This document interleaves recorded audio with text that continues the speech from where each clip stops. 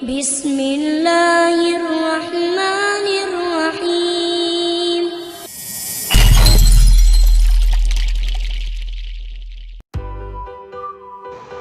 Halo anak-anak, berjumpa lagi di channel seputar PPKN. Hari ini kita akan mempelajari submateri 2 dalam bab kelima tentang permasalahan dan akibat yang muncul dalam keberagaman. Pada submateri pembelajaran kedua hari ini, kita akan membahas dua materi. Yang pertama, masalah sosial dalam keberagaman masyarakat Indonesia. Yang kedua, unsur-unsur dalam sistem sosial budaya.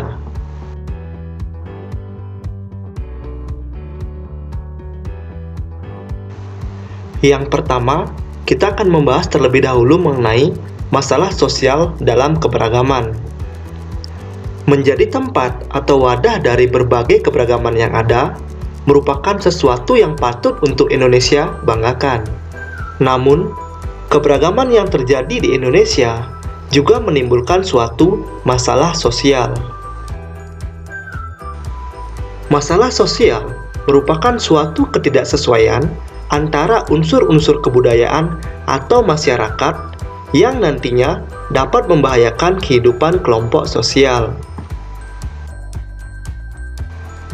Masalah sosial muncul akibat terjadinya perbedaan yang mencolok antara nilai dalam masyarakat dengan realita yang ada.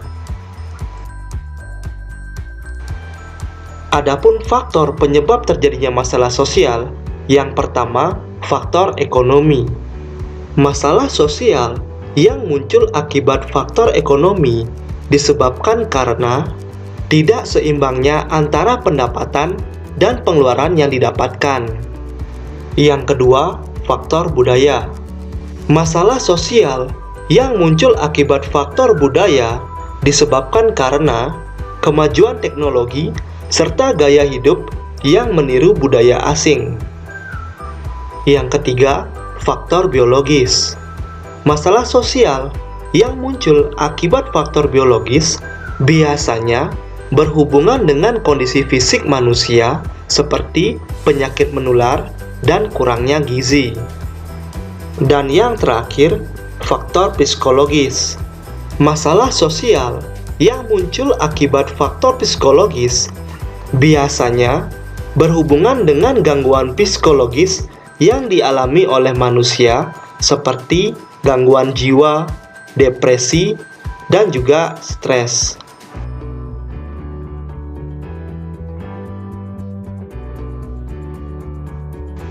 Selanjutnya, kita akan membahas tentang unsur-unsur sistem sosial budaya.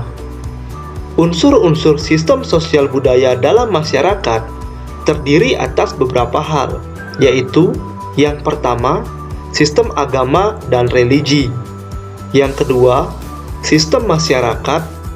Yang ketiga, sistem pengetahuan. Yang keempat, sistem bahasa. Yang kelima, sistem mata pencaharian.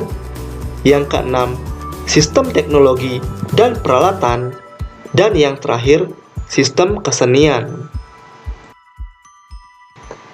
Yang pertama, kita akan membahas tentang sistem agama dan religi. Istilah agama merujuk dari bahasa Sanskerta yang dapat diartikan sebagai sebuah kumpulan aturan yang dapat mengarahkan manusia dalam arah dan tujuan tertentu yang baik dan benar. Dalam menjalankan ajaran agama, masyarakat memiliki ritual keagamaan atau upacara keagamaan seperti memperingati hari-hari besar agama, peristiwa kelahiran, pernikahan, kematian, dan yang lainnya. Selanjutnya, kita akan membahas tentang sistem kemasyarakatan dan organisasi kemasyarakatan.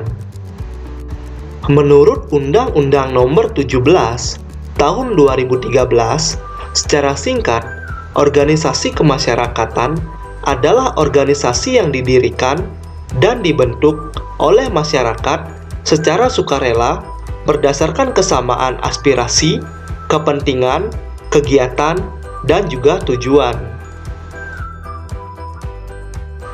Organisasi kemasyarakatan memiliki peranan yang sangat penting dalam mencapai cita-cita dan tujuan bangsa dengan berbagai karakter visi dan misinya masing-masing.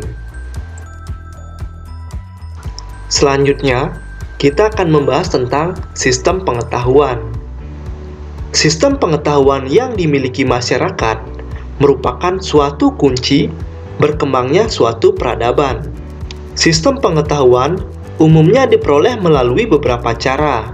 Yang pertama, secara formal, yaitu melalui sekolah, akademi, dan universitas.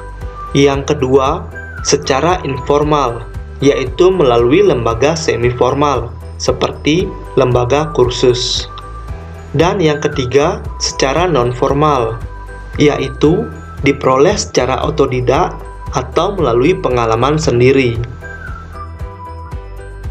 Selanjutnya, kita akan membahas tentang sistem bahasa. Bahasa merupakan alat penyampaian pesan, baik lisan, tulisan, maupun lambang-lambang tertentu. Di Indonesia, selain bahasa Indonesia, terdapat kurang lebih dari 760 bahasa lainnya yang juga digunakan sebagai alat komunikasi di masing-masing daerah di Indonesia. Selanjutnya, kita akan membahas tentang sistem mata pencaharian. Mata pencaharian merupakan suatu usaha yang dilakukan oleh seseorang atau sekelompok orang untuk memenuhi kebutuhannya. Sistem mata pencarian dapat dibagi menjadi beberapa bentuk, yaitu yang pertama, berburu dan meramu. Yang kedua, menangkap ikan. Yang ketiga, bercocok tanam. Yang keempat, peternakan. Yang kelima, perdagangan. Dan yang keenam, bidang jasa. Selanjutnya, kita akan membahas tentang sistem teknologi dan peralatan hidup. Teknologi dan peralatan hidup merupakan sarana penunjang yang dibutuhkan manusia dalam kehidupan sehari-hari. Teknologi dan peralatan hidup meliputi alat-alat produksi, transportasi, makanan, perumahan, dan yang lainnya. Saat ini, kemajuan teknologi telah mempengaruhi berbagai unsur kehidupan seperti religi, kesenian, bahasa, dan yang lainnya. Yang terakhir, kita akan membahas tentang sistem kesenian. Kesenian merupakan sarana manusia dalam mengekspresikan kebebasan dan kreativitasnya. Kesenian dapat dibagi menjadi 3 bagian, yaitu yang pertama, seni rupa, meliputi seni lukis, seni patung, dan seni ukir. Yang kedua, seni sastra, meliputi puisi dan juga prosa. Dan yang ketiga, seni pertunjukan, yang meliputi seni tari, drama, dan juga musik. Sekian dulu ya untuk video hari ini. Selamat belajar dan terima kasih. Alhamdulillah.